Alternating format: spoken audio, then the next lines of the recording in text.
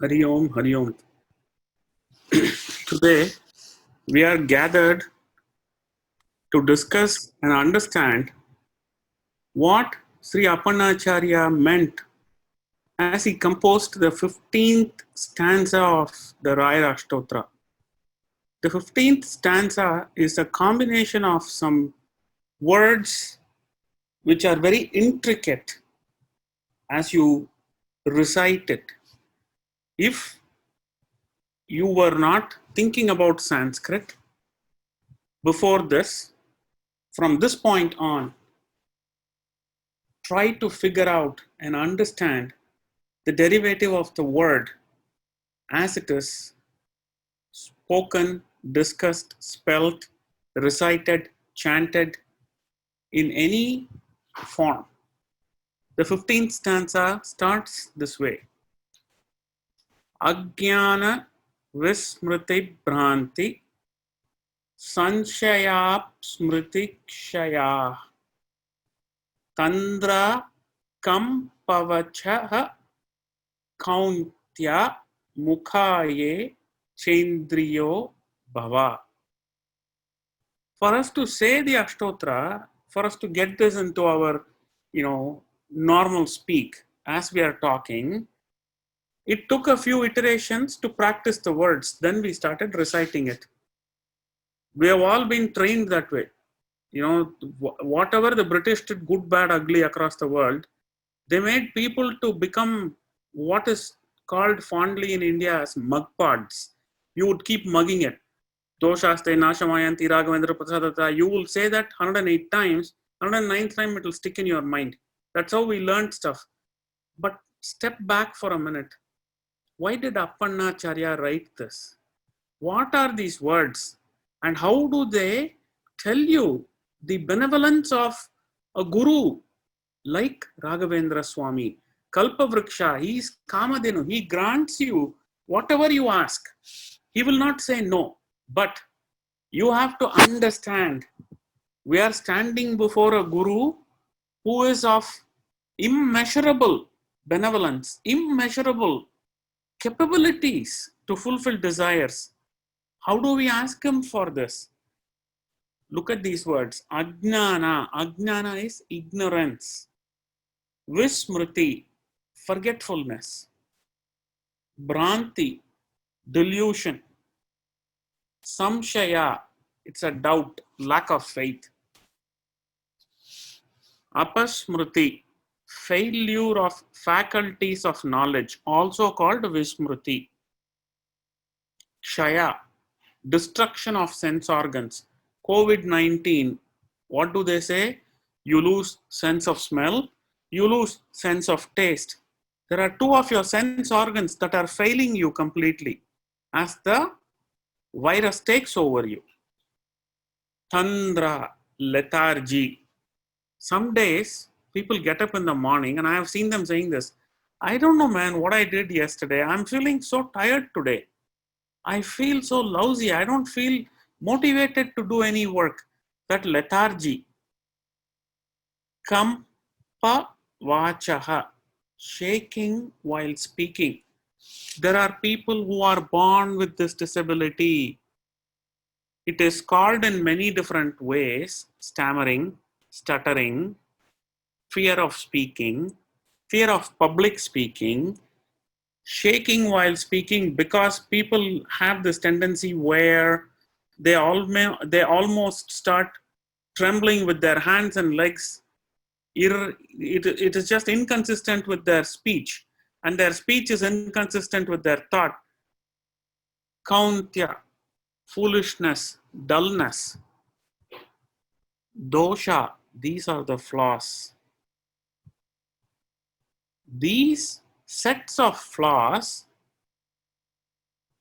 if they exist in you, all of us have some way, shape, form of one of these flaws. Otherwise, we will never be impure. How do you become impure?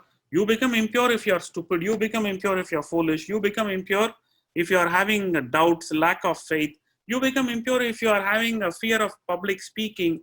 You become impure if you are just somebody who doesn't have an understanding, who is delusional. At that point in time, Ajnana Vismuti Branti Samshayapak Smritikshaya Tandra Kampavacha Kauntya Mukaye Chendriyotpava. Ye Chendriyotpava. These deficiencies, O my Lord, please destroy them in me.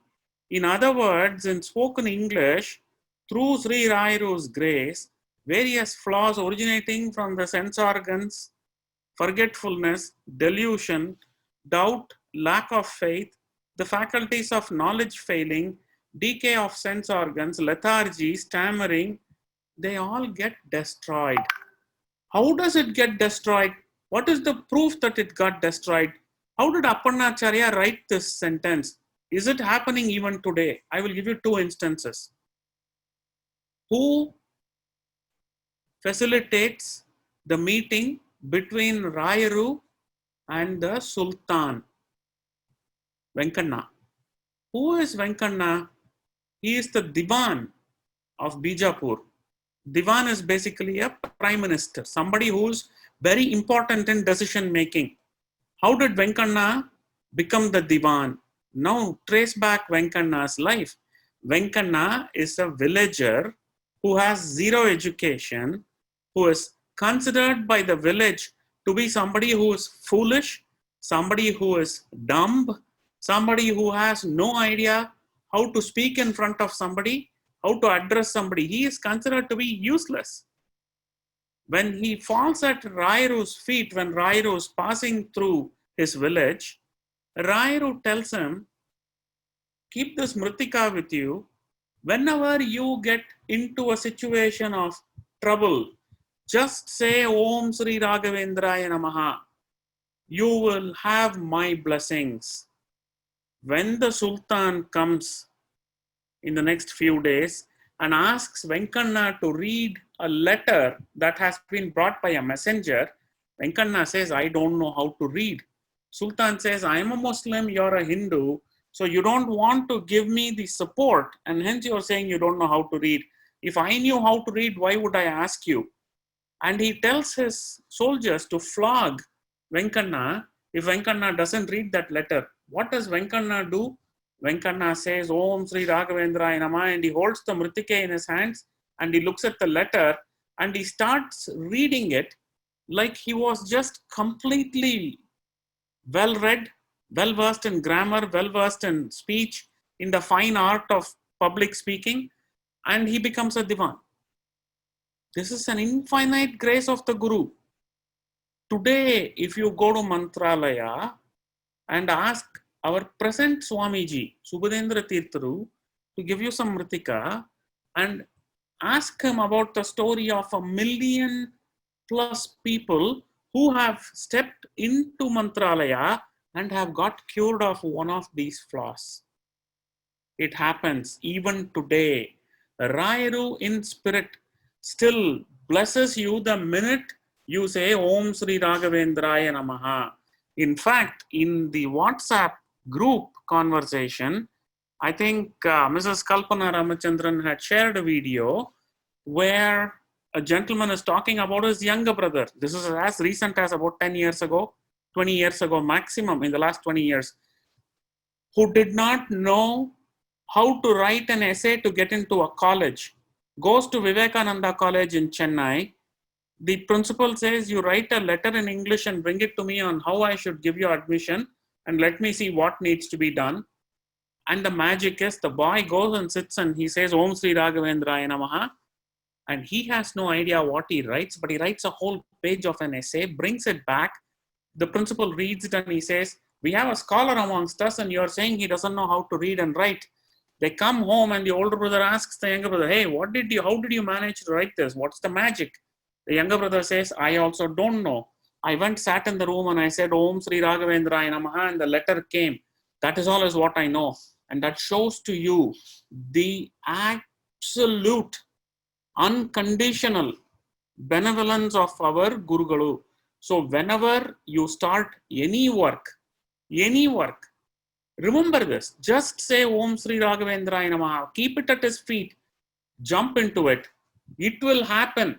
There is no second chance about it not happening. So that is the 15th stanza.